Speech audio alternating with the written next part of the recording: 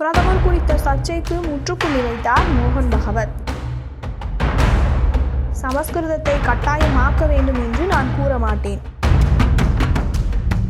அனைவரும் அதிகபட்சம் 3 குழந்தைகளை பெற்றுக்கொள்ள வேண்டும். அதேபோல் 3 மொழிகளையாவது கற்றுக்கொள்ள வேண்டும். நான் ஓய்வு பெறுவேன் என்றோ யாரையும் ஓய்வு பெற வேண்டும் என்றோ நான் ஒருபோதும் கூறவில்லை.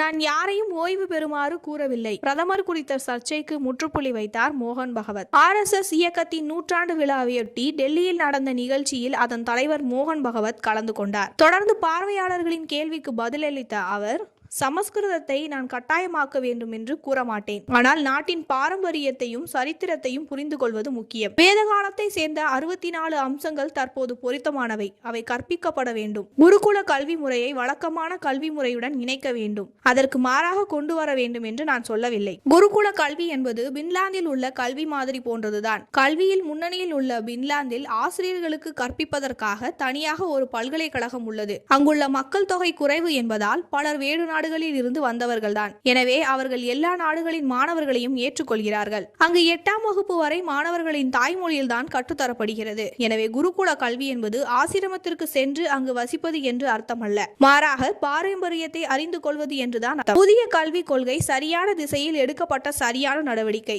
பல ஆண்டுகளுக்கு முன்பே நமது நாட்டின் கல்வி முறை அளிக்கப்பட்டது. வெளிநாடுகளில் இருந்து வந்து ஆண்டவர்களுக்கு நாம் அடிமைப்பட்டு பழகி போனதால் புதிய கல்வி முறை கொள்கை கொண்டு வரப்பட்டுள்ளது. மதம் என்பது ஒருவரின் தனிப்பட்ட விருப்பம். ஆனால் கட்டாயப்படுத்தியோ ஆசை காட்டியோ அதை திணிக்க கூடாது. மதமாற்றமும் சட்டவிரோத குடியேற்றமும் தான் மக்கள் தொகை ஏற்றத்தாழ்வுக்கு காரணங்கள். அவற்றை தடுக்க மத்திய அரசு நடவடிக்கை எடுத்து வருகிறது. சமுதாயமும் தனது பங்கு ஏதேனும் செய்ய வேண்டும். சட்டவிரோதமாக குடியேறியவர்களுக்கு வேலை கொடுக்க கூடாது.